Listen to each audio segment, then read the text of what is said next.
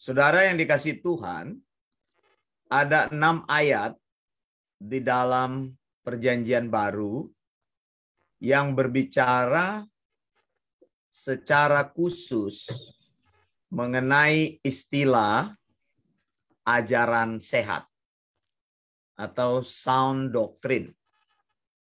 Nah, ayat-ayat ini kita temukan di dalam surat-surat pastoral atau surat penggembalaan. Jadi misalnya ada di dalam 2 Timotius 1 ayat 13, kemudian Titus 1 ayat 9, Titus 2 ayat 1, kemudian 2 Timotius 4 ayat 3, 1 Timotius 1 ayat 10, 1 Timotius 4 ayat 6, 2 Timotius 1 ayat 13. Oh, tadi sudah saya sebutkan yang pertama ya. Jadi ada 6 ayat. Nah, saudara, dalam 6 ayat tersebut, Paulus berbicara menunjuk kepada istilah ajaran sehat ini. Dalam bahasa aslinya itu te didaskalia, te hygiainose. Lihat, ada kata te didaskalia, te hygiainose. Ada artikel di depan kata tersebut. Menunjuk bahwa istilah ajaran sehat di sini adalah ajaran yang khusus.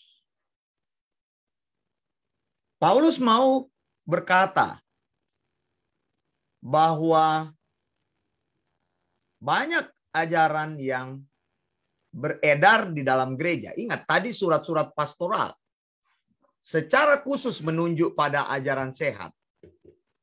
Kemudian Paulus menggunakan artikel khusus ketika bicara tentang ajaran sehat. Artikel ini menunjukkan bahwa ajaran sehat itu adalah ajaran yang khusus. Ditekankan kepada surat-surat pastoral, Paulus mau katakan bahwa seorang hamba Tuhan harusnya fokusnya kepada ajaran yang sehat. Jadi tiap kali kita berpikir tentang firman Tuhan, kita harus berpikir mengenai ajaran yang sehat. Berarti ada kekhawatiran, ada sebuah pemikiran dalam diri Paulus bahwa di dalam gereja ada ketidaksetiaan hamba-hamba Tuhan yang tidak setia mengajarkan ajaran sehat. Makanya ini ajaran ini khusus. Kenapa? Karena banyak ajaran-ajaran lain yang tidak bicara tentang pengajaran yang sehat. Misalnya saya tunjukkan ya satu ayat. Dalam 2 Timotius 4 ayat 3. Ya, surat pastoral itu 1 Timotius, 2 Timotius, dan Titus. Jadi kalau Anda ingin menjadi hamba Tuhan yang baik, pelajari ayat-ayat di dalam buku ini. 1 Timotius, 2 Timotius, dan Titus disebut dengan surat-surat penggembalaan atau buku teks pengembalaan. Dalam 2 Timotius 4 ayat 3, Paulus bilang, karena akan datang waktunya. Lihat ya, dengar baik-baik. Orang tidak dapat lagi menerima ajaran sehat. Tetapi mereka akan mengumpulkan guru-guru menurut kehendaknya untuk memuaskan keinginan telinganya. Siapa yang Paulus maksudkan di sini? Karena akan datang waktunya orang tidak dapat lagi menerima ajaran sehat. Paulus tidak bicara tentang orang di luar gereja. Jadi kata orang di sini menunjuk kepada jemaat di dalam gereja. Karena surat pastoral bicara kepada jemaat dan hamba-hamba Tuhan. Jadi Paulus di sini menunjuk kepada sebuah peringatan yang harus kita waspadai. Kata waktu di situ adalah kairos, strategic time, waktu khusus, ada season. Season itu apa? Musim.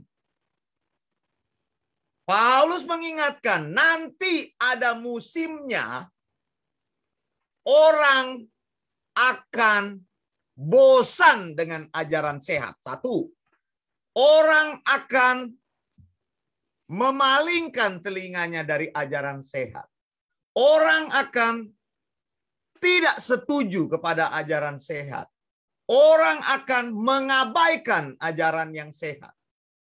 Bagi mereka ajaran sehat itu dianggap dongeng, dan dongeng itu dianggap ajaran sehat. Jadi pikirannya terbalik. Musim itu akan datang. Waspadalah engkau orang-orang yang melayani Tuhan. Begitu. Mereka tidak suka kepada ajaran yang sehat, tapi kumpul guru-guru.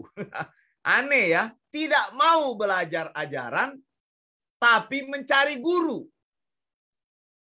Jadi saudara lihat di sini ada yang tidak konsisten di dalam jemaat Tuhan kemudian hari.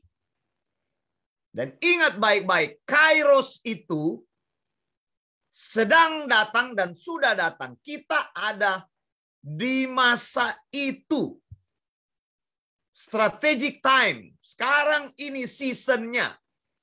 Kalau engkau bicara ajaran yang sehat, engkau dicemooh. Tapi kalau engkau bicara ajaran yang kacau-kacau, diikuti oleh ribuan orang. Makanya engkau berpikir, apa yang salah ini? Kok bicara kebenaran, orang tidak mau dengar, tapi bicara yang dongeng, orang senang. Banyak orang akhirnya mengubah course-nya, mengubah haluan. Daripada susah-susah bicara ajaran yang sehat, lebih baik bicara ajaran yang kacau-kacau. Karena buktinya ajaran yang kacau bisa mengumpulkan pengikut. Kalau pengikutnya banyak berarti saya jadi populer. Kalau saya jadi populer berarti uang saya akan banyak. More people, more money. No people, no money. Less people, less money. Itu adalah tagline-nya yang orang-orang selalu bicarakan. Tapi hamba-hamba Tuhan, kita harus setia kepada apa yang Alkitab katakan di sini. Ternyata saya periksa di sini, ajaran sehat itu adalah kata kerja, gitu.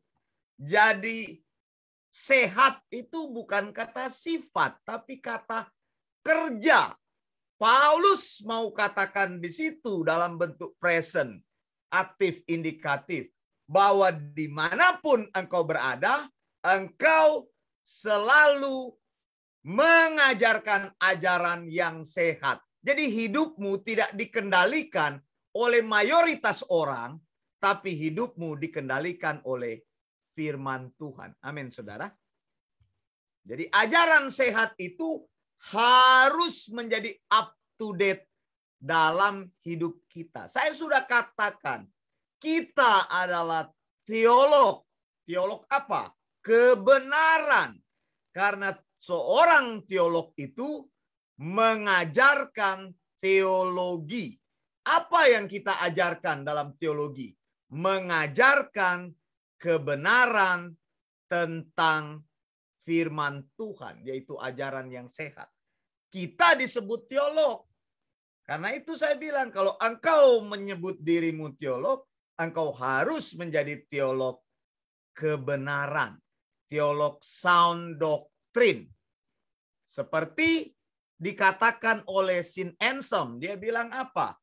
Bahwa faith seeking understanding. Setelah orang mempunyai iman, maka orang itu harus diperdalam, diajar dengan pengertian. Jadi beriman itu bukan beriman yang kacau. Beriman itu bukan beriman yang buta-buta. Beriman itu selalu mempunyai root, yaitu akarnya di dalam kebenaran Allah yang tidak pernah berubah. Atau namanya faith. Saya bilang kan, F-A-I-I-T-H, yaitu final atau final. A-nya itu absolute atau absolut. Ineran, yaitu firman Tuhan yang tidak pernah salah. Infallible, artinya tidak mempunyai peluang untuk salah. Dan theopneustos, TH, yaitu firman Tuhan yang adalah kata-kata Allah sendiri. Jadi kita harus aktif. Dimanapun kita berada, perjuangan kita, perlawanan kita adalah memberitakan sound doctrine. Mari katakan bersama-sama. Memberitakan apa? Sound doctrine. Sound doctrine. Ajaran yang sehat. Tugas kita apa? Yang pertama, publish kebenaran. Kebenaran sound doctrine itu harus kita beritakan. Beritahukan kepada orang lain. Sampaikan kebenaran firman Tuhan. Memang kadang-kadang kebenaran itu akan membuat engkau berbeda dengan orang lain. Paulus katakan, apakah dengan mengatakan kebenaran, aku menjadi musuhmu? Kadang-kadang saudara engkau dimusuhi, bukan kadang-kadang, hampir selalu. Orang tidak senang karena engkau membicarakan kebenaran, tapi engkau harus berdiri teguh di atas kebenaran karena Tuhan sendiri yang katakan. Seasonnya itu sekarang, saudara, kalau di Indonesia punya musim panas dan musim hujan, tapi sekarang kita itu ada di musim penyesatan. Makanya kita apa? Berjuang. Peperangan rohani itu bukan tengking-tengking setan. Peperangan rohani yang kita lakukan memerangi ajaran-ajaran yang sesat. Karena notionnya apa yang saya katakan? Ajaran yang benar menghasilkan praktek beriman yang benar. Ajaran yang salah menghasilkan praktek beriman yang salah. Ajaran sesat menghasilkan praktek beriman yang sesat. Jadi kita ini berada dalam peperangan rohani. Bukan peperangan rohani laba-laba-laba, tengking setan dengan laba-laba-laba-laba, terus sikala masanda. Itu salah. Saya mau katakan tidak ada bahasa roh yang palsu. Karena memang semua bahasa roh palsu. Bagaimana ada bahasa Alkitab tidak mengajarkan bahasa roh? Kita berperang dengan hal-hal seperti itu. Kita ajarkan kebenaran, kita defend kebenaran, mempertahankan kebenaran, dan mengekspos segala pengajaran yang sesat. Bukan sekedar apologetika. Ajaran yang sesat harus dibuka kepada orang agar orang tahu. Bukan karena pengikutnya banyak lalu itu dibenarkan. Lihat tadi saya bilang. Karena apa? Sekarang sudah terputar. Orang berpikir yang banyak itu yang benar. Yang tidak diterima itu kebenaran itu yang salah. Makanya dongeng dipercaya sebagai kebenaran, kebenaran dipercaya sebagai dongeng. Jadi ini adalah tugas kita. Jadi Paulus katakan kairos itu musimnya. Kita sudah berada di musim hujan. Saudara, hati-hati. Kalau musim hujan, sebelum musim hujan datang, periksa atap rumahmu. Jangan nanti pas hujan baru mau atur yang bocor-bocor. Begitu sebelum hujan, gitu. Sebelum hujan harus antisipasi banjir datang. Kalau sudah banjir engkau baru mau gali-gali, sedot-sedot air, ya sudah percuma. 6 bulan engkau punya kesempatan untuk bersiap. Makanya Paulus bilang, kairosnya sekarang. Kita melawan ajaran-ajaran yang tidak benar. Paulus bilang di sini, present aktif, indikatif.